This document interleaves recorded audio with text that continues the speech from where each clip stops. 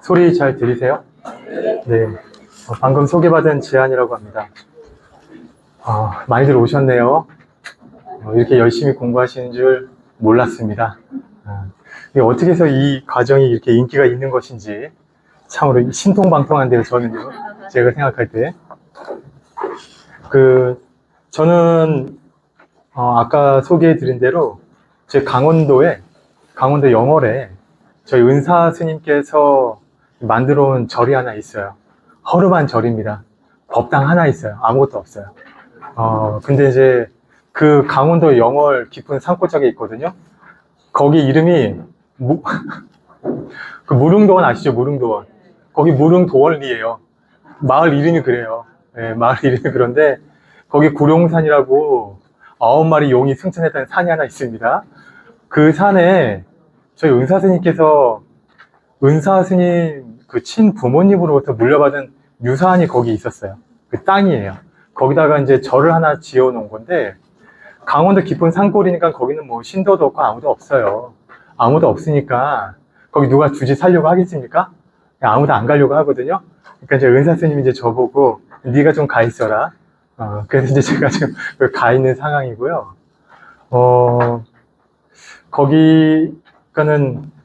거기에 이제 절이 하나 있고, 저희 은사 스님께서 직접 계신 절은 경기도 수원에 도연선원이라는 절이 또 하나가 있습니다. 저희 은사 스님 이제 거기 계시는데, 거기는 이제 예전에 신도 교육을 하거나 혹은 불교대학 강의를 하거나 그렇게 하면은 신도님들이 많이 모였어요.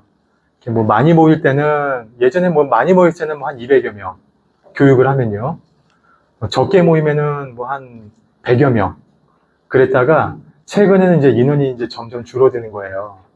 그래서 한 10여 년 전쯤에 한 50명으로 줄더라고요. 50명, 60명, 50명, 60명 수준이 계속 유지가 되다가 이제 몇 해 전에는 또 코로나가 있었지 않습니까? 코로나 기간 중에는 또 교육을 못 했죠. 그랬다가 그 코로나 전후로 해가지고 인원이 한 20, 30명까지 줄었어요. 매년 이제 교육을 하기 위해서 교육생을 이렇게 모집을 받으니까요. 그 코로나 지나고 나서 한 20명 수준으로 뚝 떨어지다가 올해는 이제 몇 명이 접수를 했냐면은 7명이 접수를 했어요. 너무 적죠, 인원이. 그러니까 그동안 이제 당신께서 강의를 다 하셨는데 7명이 접수를 하니까 당신 체면이 있잖아요. 내가 그동안 1, 200명 앉혀놓고 강의를 했었는데 7명 앉혀놓고 강의를 하기는 좀 그렇다. 그래서 저를 부르시더라고요. 저를 부르고 네가 이번에 네가 좀 강의 좀 해라. 그래서 이제 이번에 제가 이제 처음 시작은 7명으로 시작을 했어요. 근데 이제 그렇잖아요. 이게 막상 교육 당일날 되면은 또 당일날 또 접수하시는 분들이 또 있죠. 그래서 결국 23명까지 접수가 됐어요. 그래서 이제 23명과 함께 이번 주 공부를 잘 했는데, 이번에 이제 그렇게 하고 나니까는 이제 그러시더라고요. 이제 뭐 예전에는 이제 뭐 불교 대학 강의라든지 혹은 불교 교양 강좌라든지 혹은 뭐 불교 인문 교육이라든지 그런 교육들이 있으면 신도님들이 또 많이 찾아오기도 하고 또 홍보를 하면 또 홍보 효과도 있었는데, 이제는 더 이상 이런 교육을 가지고 신도님들과 만날 수 있는, 또 활발하게 또 소통을 할 수 있는 그런 시대는 지난 것 같다. 이건 아닌 것 같다. 그러시더라고요. 제 생각에는 아직도 필요하다고 저는 생각이 드는데, 당신은 아니라고 하시는 거예요. 그러더니 내년부터는 안 해야 되겠다. 그러시는 거예요. 그래서 이제 저희 은사 선생님 계신 절에는 이런 교육이 이제 내년부터 없어지게 생겼어요. 실제 있을지 없을지 모르겠습니다만. 근데 이제 제주에서 이렇게 사찰 문화재 해설사인가요? 정식 명칭이? 사찰 문화 해설사군요. 네. 사찰 문화 해설사 교육을 이렇게 체계적으로 강의를 하고 있다는 건 물론 저도 예전부터 알고는 있었죠. 근데 매해 이렇게 많은 분들이 이제 운집을 하셔가지고 열심히 공부하시는 게, 그런 열기가 매년 이어진다는 것은 좀 쉬운 일은 아닌 것 같습니다. 근데 이렇게 활발히 잘 운영이 되고 있어서 무척이나 기쁘게 생각을 하고요. 제가 이제 그 중에 또 이제 강의를 또 맡게 돼가지고 또 이제 어깨가 또 무겁습니다. 강의를 재밌게 해드려야 되는데 오늘도 주제가 그렇게 재밌는 주제는 아니에요.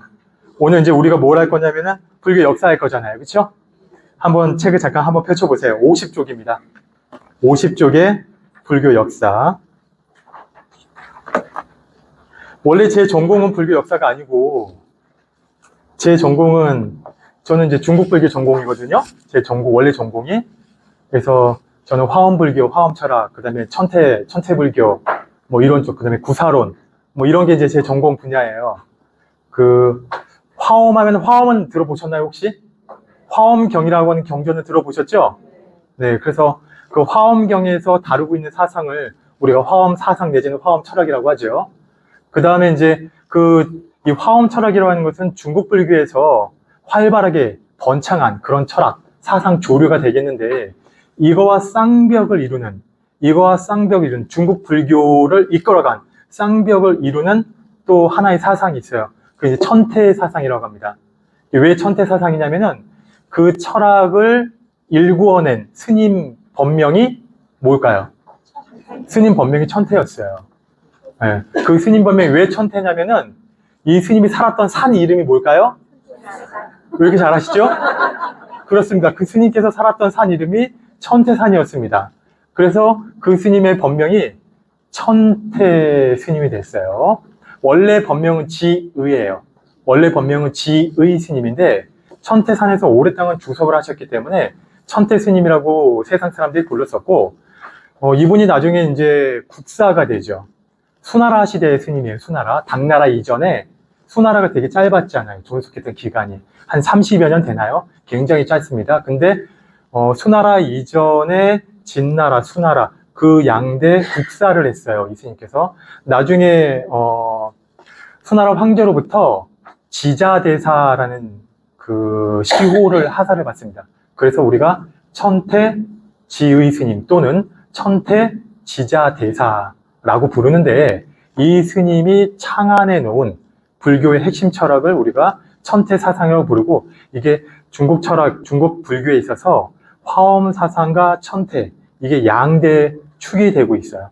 그래서 이제 화엄사상을 꿰뚫고 또 천태사상을 꿰뚫으면은 중국 불교를 다 이해하게 되는 것이고, 우리 한국 불교라는 것은 여러분 아시다시피 어떤 불교를 받은 거예요? 중국 불교의 영향을 받아서 형성되지 않았습니까? 사실은 이제 우리가 그 중국 불교의 영향 속에서 의례의식이라든지 혹은 그 사찰에서 공부하고 논의하는 그런 경전의 종류라든지 이런 게 중국하고 거의 동일한데, 그래서 이제 중국 불교의 영향에서 벗어날 수가 없죠. 그러니까 한국 불교를 이해하기 위해서 중국 불교를 공부를 하게 되고, 또 중국 불교를 사실을 공부를 하게 되면은 당연히 또 필연적으로 뭐를 공부해야 되는 거예요? 어차피 불교는 인도에서 나온 거 아니겠어요? 당연히 인도 불교에 대한 이해도 필요하겠죠. 그런데 안타깝게도 인도는 지금 불교가 있습니까? 없습니까? 그쵸. 불교가 없진 않아요. 있긴 있어요. 있긴 있는데 거의 소멸됐다고 봐야 되겠죠. 왜냐면은 이제 12세기에, 그러니까 대략 한 900년 전쯤이잖아요. 900년 전쯤에 인도가 이슬람의 침공을 받으면서 이슬람 제국이 건설이 되죠. 그래서 이제 인도에서 이슬람의 그 교세의 확장으로 인해 가지고 불교가 급속하게 쇠퇴가 됩니다. 또 이슬람이 인도를 침공할 당시에 그때 스님들만 골라서 죽였어요. 스님들만 골라서 죽였어요. 왜 그랬냐면은 그 스님들은 복색이 동일하잖아요. 그쵸? 동일한 복색을 입고 유니폼을 입고 있다는 거예요. 스님들은 이 유니폼이잖아요. 일종의. 그러니까 그 당시 시절에 그 유니폼을 입는 사람들이 누구냐 하면은 군인들이 유니폼을 입어요. 그러니까 군인을 제외한 일반인들은 유니폼을 입을 일이 없죠. 제복을 입을 일이 없어요. 다 복색이 어떻습니까? 지금 여러분들이 입고 계신 의복들도 다 어때요? 다 각자 다 개성 있게 편한 옷들 입고 오셨잖아요. 여기 동일한 옷을 입은 사람이 지금 여기 아무도 없거든요. 일반인들 다 그렇단 말이에요. 그런데 스님들은 다 똑같은 옷을 입고 있는 데다가 머리 헤어스타일도 어때요? 한결같이 똑같아요. 마치 군인이 있냐. 그래서 이제 이슬람의 침공할 당시에 스님들을 뭐라고 착각한 거예요? 군인일 수 있다. 내지는 군인이다라고 착각을 했고, 그로 인해 가지고 골라서 스님들만 잡아서 많이 죽였어요. 그래도 그로 인해 가지고 급속하게 인도에서 불교가 쇠퇴해지면서 결국에는 소멸하는 길을 걸었다. 그래서 지금 이제 물론 인도에도 불교 신자들이 극소수가 있긴 하지만 거의 활동을 하지 못하고 있다라고 봐도 좋겠죠.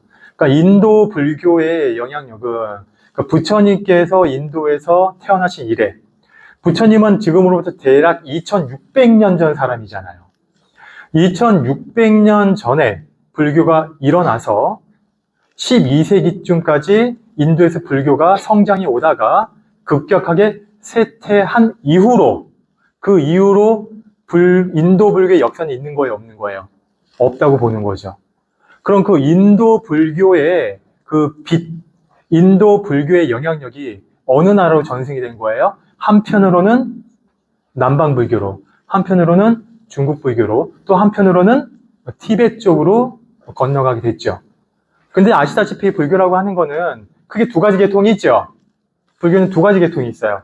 하나는 대승불교고 하나는 우리가 이제 소승이라고 많이 부르긴 하죠. 근데 지금은 소승이란 말을 잘 쓰지 않아요. 왜 그럴까요? 네. 소승이란 말은 지금 잘 쓰지 않아요. 왜냐하면 소승이라고 하는 것은 대승불교가 일방적으로 소승불교 쪽을 폄훼해서 부르는 거거든요. 원래는 상자부 불교라고 하죠. 상자부 불교. 상자부. 그 상자가 뭐냐면, 그러니까는 상자예요, 상자. 상자부 불교라고 하는 건데, 이때 이 상자라고 하는 거는 우리가 이제 교회도 보면은 그 대한불교 예수회, 뭐 장로회, 뭐 장로교 이런 거 있죠. 이 상자가 장로라는 뜻이에요. 말하자면 장로라는 게 뭡니까? 장로가 뭐예요? 장자는 어른 장자잖아요, 그쵸?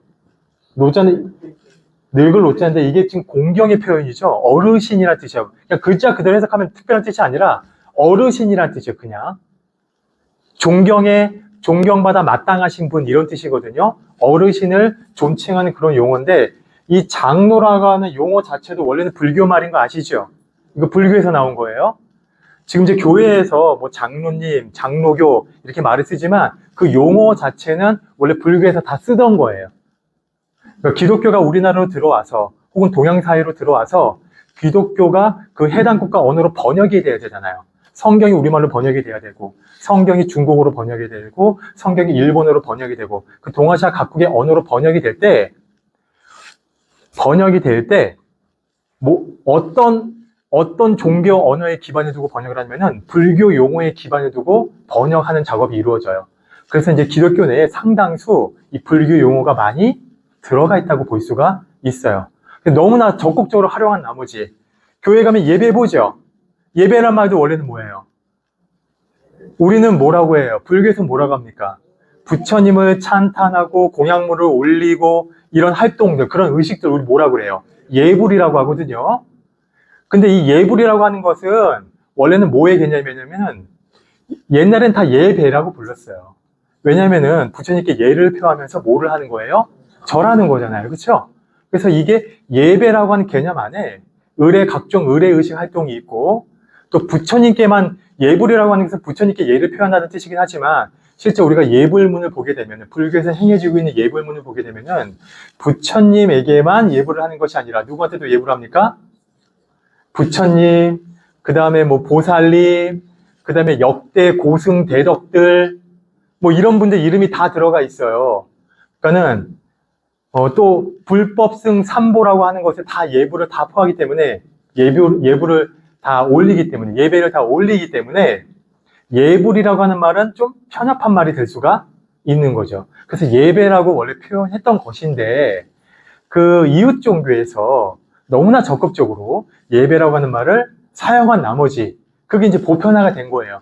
그러니까 우리가 그 말을 사용하기가 좀 껄끄러졌던 것입니다. 그래서 이제 예불이란 말을 우리가 더 적극적으로 사용하게 된 계기가 됐다라고 볼 수 있는데 어쨌든 그런 거예요. 상자라고 하는 것은 장로라는 뜻이고 옛날에 이 절집안 안에서 혹은 이제 부처님의 그 제자들 가운데서도 그 제자들 가운데서 나이 많은 스님들이 있을 것이고 또 어린 스님들이 있을 것이고 다 그렇게 층차가 나뉘어져 있겠죠. 이 중에서 오랫동안 부처님을 곁에서 모시고 가르침을 받아왔던 그런 어른 스님들이 있어요. 그런 어른들을 뭐라고 불렀어요? 그런 어른 스님들을 장로 혹은 상좌라고 불렀던 거예요. 이런 분들이 중심이 돼가지고 부처님 사후에, 부처님이 임멸하신 이후에 불교 교단이 형성이 되고 그 불교 교단을 이끌어갈 책임자는 누가 되는 거예요? 그 이후로부터는 이런 상자들, 이런 장로들이 책임자가 되겠죠? 이런 분들에 의해서 적극적으로 형성되어간 불교, 이러한 불교가 오늘날에는 어디로 전파가 이루어졌냐면은 인도 남쪽의 스리랑카, 그 다음에 인도랑 바로 땅을, 국경선을 맞대고 있는 방글라데시 건너편에 바로 미얀마 있죠? 그 미얀마도 원래는 옛날에 다 인도 지역에 다 포함되는 겁니다. 지금 우리가 미얀마라고 별도의 나라라고 말하고 있지만 부처님 당대 시절로 거슬러 올라가면은 오늘날의 파키스탄을 비롯해가지고 그 다음에 방글라데시 옆에 미얀마를 비롯해가지고 이쪽이 전부 다 뭐예요? 그쪽이 다 인도예요. 그쪽이 다 천축국이에요. 그쪽 방향으로 전파가 이루어졌고 이게 사실은 불교의 어떤 시작이라고 볼 수가 있어요. 나중에 이제 여기에 뒤를 이어서 이제 뭐가 나와요? 대승불교가 일어나게 됩니다.